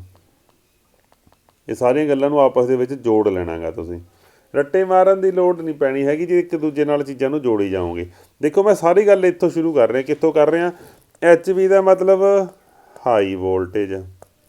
ਜਿੱਧਰਲੇ ਪਾਸੇ ਵੋਲਟੇਜ ਹਾਈ ਆ ਉਧਰ ਕਰੰਟ ਕੀ ਹੋਊਗਾ, ਲੋ ਹੋਊਗਾ, ਲੋ ਕਰੰਟ। ਦੇਖਿਓ ਕਿੰਨਾ ਸੌਖਾ ਹੈਗਾ। ਜੇ ਕਰੰਟ ਸਾਡਾ ਘੱਟ ਹੈਗਾ ਇਹਦਾ ਮਤਲਬ ਵਾਇੰਡਿੰਗ ਸਾਨੂੰ ਮੋਟੀ ਪਾਉਣ ਦੀ ਲੋੜ ਆ ਕਿ ਪਤਲੀ ਪਾਉਣ ਦੀ ਲੋੜ ਆ, ਪਤਲੀ ਪਾਉਣ ਦੀ ਲੋੜ ਆ। ਥਿਨ ਵਾਇੰਡਿੰਗ ਪਾਵਾਂਗੇ ਆਪਾਂ, ਥਿਨ ਵਾਇੰਡਿੰਗ ਪਾਵਾਂਗੇ, ਜਾਣੀ ਥਿਨ ਵਾਇੰਡਿੰਗ ਦਾ ਮਤਲਬ ਪਤਲੀ ਵਾਇੰਡਿੰਗ ਪਾਵਾਂਗੇ ਅਸੀਂ। ਪਤਲਾ ਹੋਊਗਾ, ਏਰੀਆ ਆਫ ਕ੍ਰੋਸ ਸੈਕਸ਼ਨ ਘੱਟ ਹੋਊਗਾ, ਸਾਡਾ ਏਰੀਆ ਆਫ ਕ੍ਰੋਸ ਸੈਕਸ਼ਨ ਘੱਟ ਹੋਊਗਾ। ਹੁਣ ਇਹ ਤੋਂ ਸਾਫ਼ ਪਤਾ ਲੱਗਦਾ ਹੈਗਾ ਵੀ ਜੇ ਏਰੀਆ ਘੱਟ ਹੈਗਾ ਤਾਂ ਉਹਦੀ ਰਜਿਸਟੈਂਸ ਕੀ ਹੋਊਗੀ, ਉਹਦੀ ਰਜਿਸਟੈਂਸ ਸਾਡੀ ਵੱਧ ਹੋਊਗੀ। ਉਹਦੀ ਰਜਿਸਟੈਂਸ ਵੱਧ ਹੋਊ ਇਹਦਾ ਮਤਲਬ HV ਦੀ ਰਜਿਸਟੈਂਸ ਵੱਧ ਹੁੰਦੀ ਹੈਗੀ, LV ਦੀ ਰਜਿਸਟੈਂਸ ਘੱਟ ਹੁੰਦੀ ਹੈ। ਇੱਕ ਬੱਚਾ ਮੇਰੇ ਤੋਂ ਪੁੱਛ ਰਿਹਾ ਸੀਗਾ ਜੀ, ਕਹਿੰਦਾ ਦੋਨੇ ਪਾਸੇ ਜਿਹੜੀ ਰਜਿਸਟੈਂਸ ਤਾਂ ਸਾਡੇ ਕੋਲ ਬਰਾਬਰ ਹੁੰਦੀ ਹੈਗੀ, ਤਾਂ ਅਸੀਂ ਐਂ ਕਿਉਂ ਕਹਿੰਦੇ ਵੀ ਜਿੱਧਰ ਵੋਲਟੇਜ ਵੱਧ ਹੈਗੀ ਉੱਧਰ ਕਰੰਟ ਘੱਟ ਹੈਗਾ, ਰਜਿਸਟੈਂਸ ਦੇ ਬਰਾਬਰ ਆ। ਬੱਚੇ ਇਹ ਗੱਲ ਨਹੀਂ ਕਹਿਣੀ, ਰਜਿਸਟੈਂਸ ਦੋਨੇ ਵਾਇੰਡਿੰਗਾਂ ਦੀ ਅਲੱਗ-ਅਲੱਗ ਹੁੰਦੀ ਹੈ। ਇੱਥੇ ਤੁਹਾਨੂੰ ਪ੍ਰੂਫ ਹੋ ਗਿਆ ਹੋਏਗਾ ਵੀ ਇਹਦੀ ਰਜਿਸਟੈਂਸ ਕੁਛ ਹੋਰ ਹੁੰਦੀ ਹੈ, ਇਹਦੀ ਕੁਛ ਹੋਰ ਹੁੰਦੀ ਹੈ, ਕਿਉਂਕਿ ਦੋਨੇ ਪਾਸੇ ਵੋਲਟੇਜ ਅਤੇ ਕਰੰਟ ਇਹਨਾਂ ਦੀਆਂ ਅਲੱਗ-ਅਲੱਗ ਵੈਲਿਊਜ਼ ਹੁੰਦੀਆਂ ਨੇਗੀਆਂ। ਇਹ ਦੋਨੇ ਇੱਕੋ ਸਰਕਟ ਨਹੀਂ ਹੈਗੇ, ਇਹ ਅਲੱਗ-ਅਲੱਗ ਸਰਕਟ ਆ। ਆਹ DC ਸਰਕਟ ਅੱਡ ਆ, ਆਹ AC ਸਰਕਟ ਕਹਿ ਲਓ, ਚਲੋ ਵੀ ਆਹ ਅਲੱਗ AC ਸਰਕਟ ਆ, ਇੱਕ ਆਹ ਅਲੱਗ AC ਸਰਕਟ ਆ। ਇਹਨੂੰ ਇਹਦੇ ਨਾਲ ਕਨਫਿਊਜ਼ ਨਹੀਂ ਕਰਨਾ, ਇੱਕ ਨੰਬਰ ਵਾਇੰਡਿੰਗ ਨੂੰ 2 ਨਾਲ ਨਹੀਂ ਕਨਫਿਊਜ਼ ਕਰਨਾ। ਬਸ ਇੰਨੀ ਗੱਲ ਯਾਦ ਰੱਖਣੀ ਹੈ, ਜਿੰਨੀ ਪਾਵਰ ਇੱਧਰ ਹੈਗੀ ਉਨੀ ਪਾਵਰ ਇੱਧਰ ਹੁੰਦੀ ਹੈਗੀ। ਇਹ ਗੱਲ ਮੈਂ ਬਾਰ-ਬਾਰ ਰਿਪੀਟ ਕਰ ਰਿਹਾ। ਜਿੰਨੀ ਫਰੀਕੁਐਂਸੀ ਇੱਧਰ ਹੈਗੀ ਪ੍ਰਾਇਮਰੀ ਵਾਲੇ ਪਾਸੇ ਉਨੀ ਫਰੀਕੁਐਂਸੀ ਸੈਕੰਡਰੀ ਵਾਲੇ ਪਾਸੇ ਵੀ ਹੁੰਦੀ ਆ। ਚਲੋ ਜੀ, ਇਹ ਤਾਂ ਹੋ ਗਈ ਵਾਇੰਡਿੰਗ ਦੀ ਗੱਲ, ਇਹਨੂੰ ਚੰਗੀ ਤਰ੍ਹਾਂ ਯਾਦ ਕਰ ਲੈਣਾ ਗਾ ਤੁਸੀਂ। ਵਾਇੰਡਿੰਗ ਜਿਹੜੀ ਹੁੰਦੀ ਹੈਗੀ ਤੁਹਾਨੂੰ ਦੱਸਾਂ, ਪਤਾ ਤੁਹਾਨੂੰ ਸਾਰਿਆਂ ਨੂੰ ਪਤਾ ਕਾਹਦੀ ਹੁੰਦੀ ਹੈ ਜੀ, ਕਾਪਰ ਦੀ ਹੁੰਦੀ ਹੈਗੀ। ਕਾਪਰ ਵੀ ਕਿਹੜਾ ਹੁੰਦਾ, ਅਨੈਮਲਡ ਕਾਪਰ ਹੁੰਦਾ। ਅਨੈਮਲਡ ਦਾ ਕੀ ਮਤਲਬ ਹੁੰਦਾ ਹੈਗਾ, ਹੁਣ ਅਨੈਮਲਡ ਕਾਪਰ ਦਾ ਮਤਲਬ ਹੁੰਦਾ ਹੈਗਾ ਸਾਡਾ ਵੀ ਕਾਪਰ ਦੀ ਜਿਹੜੀ ਤਾਰ ਹੋਏਗੀ ਸਾਡੀ, ਉਹ ਤਾਂਬੇ ਦੀ ਜਿਹੜੀ ਤਾਰ ਹੋਏਗੀ ਉਹਦੇ ਆਲੇ ਦੁਆਲੇ ਥੋੜ੍ਹੀ ਜਿਹੀ ਟਰਾਂਸਪੇਰੈਂਟ ਜੀ, ਜਿਵੇਂ ਲੈਮੀਨੇਸ਼ਨ ਨਹੀਂ ਹੁੰਦੀ ਹੈਗੀ ਸਾਡੀ ਜਿਹਦੇ ਆਰ ਪਾਰ ਦਿਖਦਾ ਹੁੰਦਾ ਗਾ, ਇਹਦੇ ਆਲੇ ਦੁਆਲੇ ਜੀ ਇੰਸੂਲੇਸ਼ਨ ਚੜ੍ਹੀ ਹੋਈ ਹੁੰਦੀ ਹੈਗੀ, ਜਿਹੜੀ ਕਿ ਦਿਖਦੀ ਨਹੀਂ ਹੁੰਦੀ ਸਾਨੂੰ ਕਿਸੇ ਵੀ। ਇਹ ਚਾਹੇ ਇਹਦਾ ਹੋਵੇ ਚਾਹੇ ਕਿਸੇ ਹੋਰ ਦੀ ਵਾਇੰਡਿੰਗ ਹੋਵੇ, ਕਿਸੇ ਵੀ ਮਸ਼ੀਨ ਦੇ ਵਿੱਚ ਜਿਹੜੀ ਵਾਇੰਡਿੰਗ ਪਊਗੀ ਉਹ ਅਨੈਮਲਡ ਕਾਪਰ ਦੀ ਪਊਗੀ। ਕਦੇ ਤੁਸੀਂ ਇਹੋ ਜਿਹੇ ਕਾਪਰ ਦੀ ਮਰੋੜੀ ਮਾਰ ਕੇ ਦੇਖਿਓ, ਤੁਹਾਨੂੰ ਕਰੰਟ ਨਹੀਂ ਮਿਲਦਾ ਹੁੰਦਾ ਉੱਥੇ। ਉਹ ਮਿਸਤਰੀ ਕੀ ਕਰਦੇ ਆ, ਪਹਿਲਾਂ ਇਹਨੂੰ ਨਾ ਫਾਈਲ ਦੇ ਨਾਲ, ਰੇਤ ਦੇ ਨਾਲ ਰਗੜਦੇ ਆ, ਪਹਿਲਾਂ ਰਗੜ ਕੇ ਫਿਰ ਜੋੜ ਲਾਉਂਦੇ ਆ, ਕਦੇ ਦੇਖ ਲਿਓ ਚਾਹੇ। ਤਾਂ ਇਹ ਜੀ ਅਨੈਮਲਡ ਕਾਪਰ ਦੀ ਬਣੀ ਹੁੰਦੀ ਆ ਵਾਇੰਡਿੰਗ। ਪਤਾ ਲੱਗ ਗਿਆ ਜੀ, ਆਹ ਦੇਖੋ ਆਹ ਵਾਇੰਡਿੰਗ ਪਾਈ ਹੋਈ ਆ। ਬਾਇੰਡਿੰਗ ਵਾਸਤੇ ਵਾਇੰਡਿੰਗ ਦੇ ਉੱਪਰਲੇ ਪਾਸੇ ਅਲੱਗ ਤੋਂ ਇੰਸੂਲੇਸ਼ਨ ਵੀ ਪਾਏ ਹੋਏ ਨੇ ਜਿੱਥੇ ਜਿੱਥੇ ਲੋੜ ਆ ਗਈ ਸਾਨੂੰ। ਆਹ ਜਿਹੜਾ ਤੁਹਾਨੂੰ ਦਿਖ ਰਿਹਾ ਟਰਾਂਸਫਾਰਮਰ ਦੇ ਵਿੱਚ, ਆਹ ਨਹੀਂ ਦਿਖ ਰਿਹਾ ਕਿ ਆਹ ਦੇਖੋ ਇਹ ਕੀ ਹੈਗੇ, LV ਬੁਸ਼ਿੰਗਸ ਨੇਗੀਆਂ ਸਾਡੀਆਂ। ਇਹ ਕਿੰਨੇ ਫੇਸ ਨੇ ਇਹਦੇ ਵਿੱਚ, ਦੇਖੋ 1 2 ਅਤੇ 3 ਫੇਸ ਵਾਇੰਡਿੰਗ ਹੈ ਇਹ, 3 ਫੇਸ ਵਾਇੰਡਿੰਗ ਹੈਗੀ। ਇੱਥੋਂ ਸਾਫ਼ ਪਤਾ ਲੱਗਦਾ ਸਾਨੂੰ। ਹੁਣ ਤੁਸੀਂ ਕਹੋਗੇ 3 ਫੇਸ ਨੇ ਕਿ 3 ਪ੍ਰਾਇਮਰੀਆਂ ਹੋਣੀਆਂ ਚਾਹੀਦੀਆਂ ਸੀ, 3 ਸੈਕੰਡਰੀਆਂ ਹੋਣੀਆਂ ਚਾਹੀਦੀਆਂ ਸੀਗੀਆਂ। ਇੱਦਾਂ ਨਹੀਂ ਹੁੰਦਾ ਰਾਜੇ। ਜਿਹੜੀ ਪ੍ਰਾਇਮਰੀ ਅਤੇ ਸੈਕੰਡਰੀ ਜਿਹੜੀ ਹੁੰਦੀ ਆ ਉਹ ਇੱਕੋ ਨੰਬਰ ਦੇ ਉੱਪਰ ਰੱਖੀ ਜਾਂਦੀ ਹੈ। ਹੌਲੀ ਹੌਲੀ ਅੱਗੇ ਜਾ ਕੇ ਦੱਸੂਗਾ ਮੈਂ ਤੁਹਾਨੂੰ। ਹਜੇ ਇੰਨੀ ਗੱਲ ਯਾਦ ਕਰ ਲਓ ਤੁਸੀਂ ਸਿਰਫ ਵੀ 3 ਫੇਸ ਵਾਸਤੇ 3 ਵਾਈਂਡਿੰਗਾਂ ਹੁੰਦੀਆਂ, ਸਿੰਗਲ ਫੇਸ ਵਾਸਤੇ ਸਿੰਗਲ ਵਾਈਂਡਿੰਗ ਹੁੰਦੀ ਹੈ। ਤਾਂ ਹੀ ਤਾਂ ਦੇਖੋ ਆ ਸਿੰਗਲ ਫੇਸ ਟਰਾਂਸਫਾਰਮਰ ਸੀਗਾ, ਤਾਂ ਹੀ ਤਾਂ ਸਾਡੀ ਆ ਦੇਖੋ ਇੱਥੇ ਤਾਂ ਵਾਈਂਡਿੰਗ ਤਾਂ ਇੱਕ ਹੀ ਹੈਗੀ ਨਾ ਸਾਡੀ। ਠੀਕ ਹੈ। ਇਸ ਤੋਂ ਬਾਅਦ ਦੇਖੋ ਜੀ, ਇਸ ਤੋਂ ਬਾਅਦ ਸਾਡਾ ਜਿਹੜਾ ਟੌਪਿਕ ਆਉਂਦਾ ਹੈਗਾ ਮੇਨ ਟੈਂਕ ਤੁਸੀਂ ਕਰ ਲਿਆ ਹੈਗਾ। ਉਦੋਂ ਬਾਅਦ ਦੇਖੋ ਆ ਗਿਆ ਜੀ ਸਾਡਾ ਕੰਜ਼ਰਵੇਟਰ ਟੈਂਕ। ਅਸੀਂ ਕਿਹਾ ਸੀਗਾ ਮੇਨ ਟੈਂਕ ਦੇ ਵਿੱਚ ਸਾਡਾ ਤੇਲ ਹੁੰਦਾ ਨਾ, ਆਹ ਦੇਖੋ ਮੇਨ ਟੈਂਕ 'ਚ ਤੇਲ ਹੁੰਦਾ ਨਾ ਸਾਡਾ। ਹੁਣ ਕੀ ਹੋਏਗਾ ਦੇਖੋ ਬੱਚੇ, ਇਸ ਗੱਲ ਨੂੰ ਧਿਆਨ ਨਾਲ ਸੁਣਿਓ। ਮੰਨ ਲਓ ਆਹ ਸਾਡੇ ਕੋਲ ਇੱਕ ਮੇਨ ਟੈਂਕ ਆ, ਇਹਦੇ ਵਿੱਚ ਆਹ ਲਓ ਆਹ ਦਾ ਢੱਕਣ ਲਾਤਾ, ਇਹਦੇ ਵਿੱਚ ਇੰਨਾ ਤੇਲ ਆ ਕਿਉਂਕਿ ਭਰਨਾ ਪਊਗਾ ਨਾ, ਤੇਲ ਦਾ ਭਰਤਾ ਮੈਂ। ਠੀਕ ਹੈ। ਜਦੋਂ ਇਹਦੇ ਅੰਦਰ ਇੱਕ ਵਾਈਂਡਿੰਗ ਪਈ ਹੈਗੀ, ਜਿਹੜੀ ਇਹਦੇ ਅੰਦਰ ਵਾਈਂਡਿੰਗ ਪਈ ਹੈਗੀ, ਠੀਕ ਹੈ। ਜਦੋਂ ਵਾਈਂਡਿੰਗ ਦੇ ਅੰਦਰ ਕਰੰਟ ਲੰਘੇਗਾ ਤਾਂ ਕਰੰਟ ਲੰਘੇਗਾ, ਉੱਥੇ ਕੀ ਪੈਦਾ ਹੋਏਗੀ? ਹੀਟ ਪੈਦਾ ਹੋਏਗੀ। ਜਿਹੜੀ ਇਹ ਹੀਟ ਆ ਇਹਨੂੰ ਠੰਡਾ ਕਰਨ ਵਾਸਤੇ ਹੀ ਤਾਂ ਟਰਾਂਸਫਾਰਮਰ ਦਾ ਤੇਲ ਹੈਗਾ। ਵੀ ਤੇਲ ਇਹ ਨਾ ਟੱਚ ਹੋਵੇ, ਉਹਦੀ ਜਿਹੜੀ ਹੀਟ ਆ ਉਹ ਆਪਦੇ ਅੰਦਰ ਲੈ ਆਵੇ, ਤੇਲ ਆਪ ਗਰਮ ਹੋ ਜਾਵੇ ਅਤੇ ਇਹਦੇ ਅੰਦਰੋਂ ਹੀਟ ਲੈ ਲਵੇ। ਅਤੇ ਜਦੋਂ ਇਹ ਤੇਲ ਗਰਮ ਹੋਊਗਾ, ਕਾਹਦੇ ਕਰਕੇ ਗਰਮ ਹੋਇਆ? ਕਰੰਟ ਦੇ ਫਲੋ ਹੋਣ ਕਰਕੇ, ਲੋਡ ਕਰਕੇ। ਅਤੇ ਜਦੋਂ ਤੇਲ ਗਰਮ ਹੋ ਗਿਆ ਜੀ, ਤੇਲ ਗਰਮ ਹੋਣ ਦੇ ਨਾਲ ਕਦੇ ਘਰਾਂ ਦੇ ਵਿੱਚ ਪਾਣੀ ਉਬਲਦਾ ਦੇਖਿਆ? ਜੇ ਸੀਟੀ ਨਾ ਹੋਵੇ ਤੁਹਾਡੇ ਕੁੱਕਰ ਦੇ ਵਿੱਚ, ਕੁੱਕਰ ਦਾ ਢੱਕਣ ਲੱਗਿਆ ਹੋਵੇ, ਸੀਟੀ ਨਾ ਹੋਵੇ ਤਾਂ ਕੁੱਕਰ ਫਟ ਜੂਗਾ ਤੁਹਾਡਾ। ਇੱਦਾਂ ਕਿਉਂ ਹੁੰਦਾ? ਭਾਫ਼ ਬਣੀ ਜਾਂਦੀ ਹੈਗੀ। ਜਦੋਂ ਵੀ ਘਰੇ ਪਾਣੀ ਗਰਮ ਹੁੰਦਾ ਜਾਂ ਕੋਈ ਵੀ ਲਿਕੁਇਡ ਜਿਹੜਾ ਹੈਗਾ ਉਹ ਗਰਮ ਹੁੰਦਾ ਗਾ, ਹੀਟ ਹੁੰਦਾ ਗਾ, ਉਹਦਾ ਜਿਹੜਾ ਏਰੀਆ ਹੈਗਾ ਬੱਚੇ, ਏਰੀਆ ਐਕਸਪੈਂਡ ਹੁੰਦਾ, ਏਰੀਆ ਵੱਧਦਾ ਹੈਗਾ। ਯਾਦ ਰੱਖਿਓ ਇਹ ਗੱਲ ਨੂੰ। ਜਿੰਨੀ ਕੋਈ ਚੀਜ਼ ਨੂੰ ਗਰਮ ਕਰਾਂਗੇ ਉਹਦਾ ਏਰੀਆ ਜਿਹੜਾ ਹੋਊਗਾ ਓਨਾ ਉਹਦਾ ਵੱਧਦਾ ਜਾਊਗਾ। ਇਹਦਾ ਮਤਲਬ ਜਦੋਂ ਏਰੀਆ ਵੱਧ ਗਿਆ ਤਾਂ ਟੈਂਕ ਨੂੰ ਧੱਕ ਨਹੀਂ ਮਾਰੂਗਾ ਚਾਰੇ ਪਾਸਿਓਂ। ਆਪਾਂ ਪਹਿਲਾਂ ਹੀ ਭਰਿਆ ਹੋਇਆ ਸੀਗਾ, ਗਰਮ ਹੋ ਗਿਆ ਟਰਾਂਸਫਾਰਮਰ, ਏਰੀਆ ਵੱਧ ਗਿਆ, ਹੁਣ ਤਾਂ ਧੱਕ ਮਾਰੂਗਾ, ਹੁਣ ਤਾਂ ਟਰਾਂਸਫਾਰਮਰ ਨੂੰ ਫਾੜ ਸਕਦਾ ਹੈਗਾ ਪੂਰੇ ਨੂੰ। ਤਾਂ ਅਸੀਂ ਕੀ ਕੀਤਾ ਹੁੰਦਾ, ਉੱਪਰਲੇ ਪਾਸੇ ਇੱਦਾਂ ਨਾਲੀ ਜੀ ਕੱਢ ਕੇ ਇੱਕ ਕੰਜ਼ਰਵੇਟਰ ਟੈਂਕ ਲਾਇਆ ਹੁੰਦਾ। ਕਿਹੜਾ ਟੈਂਕ ਆ ਦੇਖੋ, ਆ ਲਿਖਿਆ ਵੀ ਹੋਇਆ ਕੰਜ਼ਰਵੇਟਰ, ਕੰਜ਼ਰਵੇਟਰ ਟੈਂਕ ਲੱਗਿਆ ਹੁੰਦਾ ਜੀ। ਇਹ ਕੀ ਕਰਦਾ ਕੀ ਆ, ਜਦੋਂ ਤੇਲ ਗਰਮ ਹੋ ਗਿਆ ਤਾਂ ਇਹ ਸਾਡਾ ਅੱਧਾ ਕੁ ਰੱਖਿਆ ਹੁੰਦਾ ਖਾਲੀ, ਤਾਂ ਇਹਦੇ ਵਿੱਚ ਤੇਲ ਚੜ੍ਹ ਜਾਂਦਾ। ਜਦੋਂ ਗਰਮ ਹੋ ਜਾਂਦਾ ਨਾ ਤੇਲ, ਇਹ ਭਰ ਜਾਂਦਾ ਹੈਗਾ ਇੱਥੇ। ਇਸ ਹਿਸਾਬ ਨਾਲ ਬਣਾਇਆ ਹੁੰਦਾ ਵੀ ਪੌਣਾ ਕੁ ਭਰ ਜਾਵੇ ਸਾਡਾ, ਸਾਰਾ ਤਾਂ ਇਹਨੂੰ ਨਹੀਂ ਭਰ ਦਿੰਦੇ ਆਪਾਂ। ਤਾਂ ਜਿੰਨੀ ਦੇਰ ਤੱਕ ਗਰਮ ਹੁੰਦਾ ਤੇਲ, ਉਨੀ ਦੇਰ ਤੱਕ ਕੀ ਹੁੰਦਾ ਹੈਗਾ, ਤੇਲ ਇਹਦੇ ਉੱਪਰ ਚੜ੍ਹ ਜਾਂਦਾ ਹੈਗਾ, ਇਹ ਭਰ ਜਾਂਦਾ ਉੱਪਰ ਤਾਈਂ। ਅਤੇ ਜਿਉਂ ਸਾਡਾ ਤੇਲ ਆ ਜਿਹੜਾ ਸਾਡਾ, ਜਿਹੜੀ ਸਾਡੀ ਹੀਟ ਹੈਗੀ, ਜਦੋਂ ਲੋਡ ਘੱਟ ਜੂਗਾ, ਜਦੋਂ ਹੀਟ ਘੱਟ ਜਾਂਦੀ ਹੈਗੀ, ਜੋ ਟੈਂਪਰੇਚਰ ਸਾਡਾ ਟੈਂਪਰੇਚਰ ਆ ਜਿਹੜਾ ਸਾਡਾ, ਉਹ ਟੈਂਪਰੇਚਰ ਘੱਟ ਜਾਂਦਾ। ਤਾਂ ਟੈਂਪਰੇਚਰ ਦੇ ਘਟਣ ਦੇ ਨਾਲ ਕੀ ਹੋਊਗਾ ਜੀ, ਸਾਡਾ ਜਿਹੜਾ ਟਰਾਂਸਫਾਰਮਰ ਦਾ ਤੇਲ ਆ ਜਿਹੜਾ ਉਹ ਵੀ ਠੰਡਾ ਹੋ ਜਾਊਗਾ। ਜਦੋਂ ਉਹ ਠੰਡਾ ਹੋ ਗਿਆ ਉਹਦਾ ਏਰੀਆ ਜਿਹੜਾ ਕੀ ਹੋਊਗਾ, ਸੁੰਗੜ ਜੂਗਾ, ਏਰੀਆ ਘੱਟ ਜੂਗਾ, ਸੁੰਗੜ ਜੂਗਾ। ਠੰਡ 'ਚ ਸੁੰਗੜਦਾ ਨਾ ਬੰਦਾ, ਏਰੀਆ ਦਾ ਘੱਟ ਜੂਗਾ। ਤਾਂ ਜਿਹੜਾ ਕੰਜ਼ਰਵੇਟਰ ਦੇ ਵਿੱਚੋਂ ਤੇਲ ਆ ਉਹ ਸਾਡਾ ਫਿਰ ਬਾਹਰ ਨਿਕਲ ਆਊਗਾ, ਕੰਜ਼ਰਵੇਟਰ ਦੇ ਵਿੱਚੋਂ ਤੇਲ ਫਿਰ ਬਾਹਰ ਨਿਕਲ ਆਊਗਾ। ਓਕੇ ਜੀ, ਕੰਜ਼ਰਵੇਟਰ ਦੇ ਤੇਲ ਘੱਟ ਜੂਗਾ। ਅਤੇ ਇਸ ਤਰੀਕੇ ਨਾਲ ਤੇਲ ਵੱਧਦਾ ਅਤੇ ਘੱਟਦਾ ਹੈਗਾ, ਉਹ ਸਾਰਾ ਕੁਛ ਜਿਹੜਾ ਹੈਗਾ ਉਹ ਕੰਜ਼ਰਵੇਟਰ ਟੈਂਕ ਕਰਕੇ ਪੋਸੀਬਲ ਹੈਗਾ। ਵੀ ਆਪਦੇ ਅੰਦਰ ਸਮਾ ਲੈਂਦਾ ਹੈਗਾ ਪਹਿਲਾਂ, ਫਿਰ ਉਹਨੂੰ ਛੱਡ ਦਿੰਦਾ। ਹੁਣ ਇਹ ਗੱਲ ਵੀ ਦੇਖੋ ਤੁਸੀਂ, ਵੀ ਜਦੋਂ ਤੇਲ ਵੱਧਦਾ ਹੋਊਗਾ, ਤੇਲ ਵੱਧਦਾ ਹੋਊਗਾ ਤਾਂ ਕੰਜ਼ਰਵੇਟਰ ਟੈਂਕ ਜਿਹੜਾ ਇਹਦੇ ਵਿੱਚ ਤੇਲ ਭਰਦਾ ਨਾ, ਪਹਿਲਾਂ ਖਾਲੀ ਸੀਗਾ, ਜਦੋਂ ਉਹਦੇ ਅੰਦਰ ਕੀ ਸੀਗੀ, ਉਹਦੇ ਅੰਦਰ ਸੀਗੀ ਬੱਚੇ ਹਵਾ। ਇਹਦਾ ਮਤਲਬ ਜਦੋਂ ਤੇਲ ਚੜ੍ਹਦਾ ਤਾਂ ਹਵਾ ਕਿੱਥੇ ਜਾਂਦੀ ਹੈਗੀ, ਬਾਹਰ ਜਾਂਦੀ ਆ। ਮਤਲਬ ਸਾਹ ਛੱਡਦਾ ਹੈਗਾ ਜਦੋਂ ਲੋਡ ਪੈਂਦਾ ਹੈਗਾ। ਯਾਦ ਰੱਖਿਓ, ਇਹ ਵੀ ਪੁੱਛਿਆ ਜਾਂਦਾ ਹੁੰਦਾ ਵੀ ਸਾਹ ਲੈਂਦਾ ਅਤੇ ਸਾਹ ਛੱਡਦਾ ਟਰਾਂਸਫਾਰਮਰ।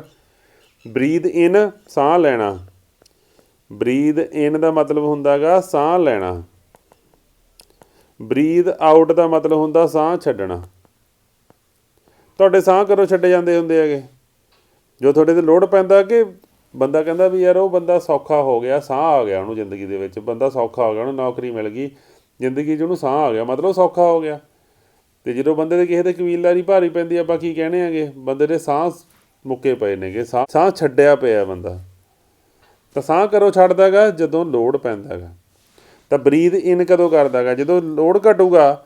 ਤਾਂ ਲੋਡ ਘਟਣ ਦੇ ਨਾਲ ਸਾਡੇ ਕੋਲ ਇੱਥੋਂ ਕੰਜ਼ਰਵੇਟਰ ਦੇ ਵਿੱਚ ਜਿਹੜਾ ਟੈਂਕ ਦੇ ਵਿੱਚੋਂ ਹੈਗਾ ਤੇਲ ਜਿਹੜਾ ਉਹ ਘੱਟ ਜੂਗਾ ਨਾ, ਕੰਜ਼ਰਵੇਟਰ ਦੇ ਟੈਂਕ ਦੇ ਵਿੱਚੋਂ ਤੇਲ ਘਟੂਗਾ। ਤਾਂ ਜੇ ਤੇਲ ਘੱਟ ਗਿਆ ਉਹਦੀ ਥਾਂ 'ਤੇ ਆਊਗਾ ਕੀ, ਹਵਾ ਆਊਗੀ ਬਾਹਰੋਂ। ਅਤੇ ਹੁਣ ਗੱਲ ਇਹ ਹੈ, ਜਿਹੜੀ ਬਾਹਰੋਂ ਹਵਾ ਆਉਂਦੀ ਉਹਦੇ ਵਿੱਚ ਨਮੀ ਨਹੀਂ ਹੋਣੀ ਚਾਹੀਦੀ ਹੈਗੀ, ਉਸ ਨਮੀ ਨੂੰ ਦੂਰ ਕਰਨ ਵਾਸਤੇ ਅਸੀਂ ਬਰੀਦਰ ਲਗਾਇਆ ਹੁੰਦਾ। ਬਰੀਦਰ ਦਾ ਪੁਆਇੰਟ ਵੀ ਕਲੀਅਰ ਹੋ ਜਾਊਗਾ ਇੱਥੇ ਤੁਹਾਡਾ। ਬਰੀਦਰ ਲਗਾਇਆ ਹੁੰਦਾ ਅਤੇ ਬਰੀਦਰ ਦੇ ਅੰਦਰ ਪਾਈ ਹੁੰਦੀ ਹੈ ਸਿਲਿਕਾ ਜੈੱਲ ਪਾਈ ਹੁੰਦੀ ਹੈਗੀ। ਸਿਲਿਕਾ ਜੈੱਲ ਕੀ ਕਰਦੀ ਹੈਗੀ, ਜਿਹੜੀ ਹਵਾ ਦੇ ਵਿੱਚ ਨਮੀ ਹੁੰਦੀ ਹੈਗੀ ਉਹਨੂੰ ਆਪਦੇ ਅੰਦਰ ਸਮੋ ਲੈਂਦੀ ਹੈ, ਤਾਂ ਕਿ ਸਾਡੇ ਤੇਲ ਦੇ ਅੰਦਰ ਜੇ ਸਾਡੀ ਨਮੀ ਆ ਗਈ ਤਾਂ ਅੰਦਰ ਸ਼ਾਰਟ ਸਰਕਟ ਹੋ ਸਕਦਾ ਹੈਗਾ। ਤਾਂ ਹਵਾ ਜਿਹੜੀ ਸਾਡੀ ਉਹ ਸੁੱਕੀ ਹਵਾ ਜਿਹੜੀ ਸਾਡੀ ਅੰਦਰ ਚਲੀ ਜਾਂਦੀ ਹੈਗੀ, ਜਿਹੜੀ ਨਮੀ ਹੈਗੀ ਉਹ ਬਰੀਦਰ ਦੇ ਵਿੱਚ ਸਿਲਿਕਾ ਜੈੱਲ ਦੇ ਵਿੱਚ ਰਹਿ ਜਾਂਦੀ ਹੈ। ਹੁਣ ਇਹ ਜਿਹੜੀ ਸਿਲਿਕਾ ਜੈੱਲ ਹੈ ਇਹਦੇ ਦੋ ਰੰਗ ਹੁੰਦੇ ਆ, ਇੱਕ ਨੀਲਾ, ਇੱਕ ਹਲਕਾ ਪਿੰਕ। ਇਹ ਜਦੋਂ ਸੁੱਕੀ ਹੁੰਦੀ ਹੈ, ਡਰਾਈ ਹੁੰਦੀ ਹੈਗੀ, ਇਹਦੇ ਵਿੱਚ ਨਮੀ ਨਹੀਂ ਹੁੰਦੀ ਹੈਗੀ, ਉਹ ਤਾਂ ਇਹ ਹੁੰਦੀ ਹੈ ਨੀਲੇ ਰੰਗ ਦੀ। ਅਤੇ ਜਦੋਂ ਹੌਲੀ ਹੌਲੀ ਇਹ ਕੰਮ ਕਰਦੀ ਰਹਿੰਦੀ ਹੈ ਬਰਸਾਤਾਂ ਦੇ ਵਿੱਚ ਇਹਦਾ ਰੰਗ ਜਿਹੜਾ ਹਲਕਾ ਪਿੰਕ ਹੋ ਜਾਂਦਾ ਹੈਗਾ। ਇਹਦਾ ਮਤਲਬ ਇਹ ਵੈਟ ਹੈਗੀ, ਵੈਟ ਸਿਲਿਕਾ ਜੈੱਲ ਹੈਗੀ ਸਾਡੀ। ਇਹ ਦੋਵੇਂ ਰੰਗ ਯਾਦ ਰੱਖਣੇ ਆ ਬੱਚੇ, ਨੀਲਾ ਜਿਹੜਾ ਡਰਾਈ ਹੈਗਾ ਕਲਰ, ਅਤੇ ਜਿਹੜਾ ਪਿੰਕ ਹੈਗਾ ਇਹ ਕੀ ਹੈਗਾ, ਵੈਟ ਹੈਗਾ, ਭੇਜਿਆ ਹੋਇਆ ਹੈਗਾ, ਨਵੀਂ ਆ ਜਦੋਂ ਉਹਦੇ ਅੰਦਰ ਆ ਜਾਂਦੀ ਹੈਗੀ। ਇਸ ਤੋਂ ਬਾਅਦ ਤੁਹਾਨੂੰ ਦਿਖਾਇਆ ਹੋਇਆ ਰਾਜੇ ਵੀ ਆਹ ਬੁਸ਼ਿੰਗਸ ਨੇਗੇ, ਦੇਖੋ ਇਹਦੇ ਅੰਦਰਲੇ ਪਾਸੇ ਇੱਥੇ ਆਪਾਂ ਤਾਰ ਲਗਾਵਾਂਗੇ, ਇੱਥੇ ਤਾਰ ਲਗਾਵਾਂਗੇ, ਆਹ ਸਾਡਾ ਟਰਾਂਸਫਾਰਮਰ ਨਾਲ ਟੱਚ ਹੋਊਗਾ। ਜਿਹੜਾ ਟਰਾਂਸਫਾਰਮਰ ਨਾਲ ਟੱਚ ਹੋ ਰਿਹਾ ਉਹ ਵੀ ਸਾਰਾ ਦਾ ਸਾਰਾ ਪੋਰਸਲੇਨ ਹੈ, ਇਹ ਪੋਰਸਲੇਨ ਦੇ ਬਣੇ ਹੋਏ ਹੈਗੇ। ਪੋਲੀਮਰ ਦੇ ਵੀ ਆਉਣ ਲੱਗ ਗਿਆ ਅੱਜ ਕੱਲ੍ਹ, ਇਹ ਪੋਰਸਲੇਨ ਦੇ ਬਣੇ ਹੋਏ ਨੇਗੇ।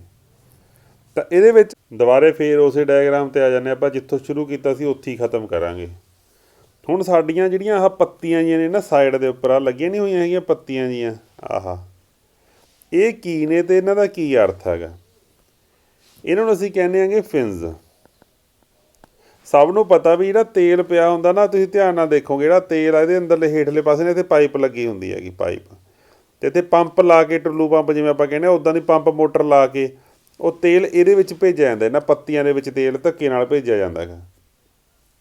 ਅਤੇ ਪੱਤੀਆਂ ਦੇ ਵਿੱਚ ਤੇਲ ਕਿਉਂ ਭੇਜਿਆ ਜਾਂਦਾ, ਕਿਉਂਕਿ ਪੱਤੀਆਂ ਜਿਹੜੀਆਂ ਹੁੰਦੀਆਂ ਇਹ ਬਹੁਤ ਜ਼ਿਆਦਾ ਬਰੀਕ ਹੁੰਦੀਆਂ ਨੇ, ਇਹਦੇ ਵਿੱਚ ਦੀ ਹਵਾ ਜਿਹੜੀ ਉਹ ਪਾਸ ਕਰ ਸਕਦੀ ਹੈ।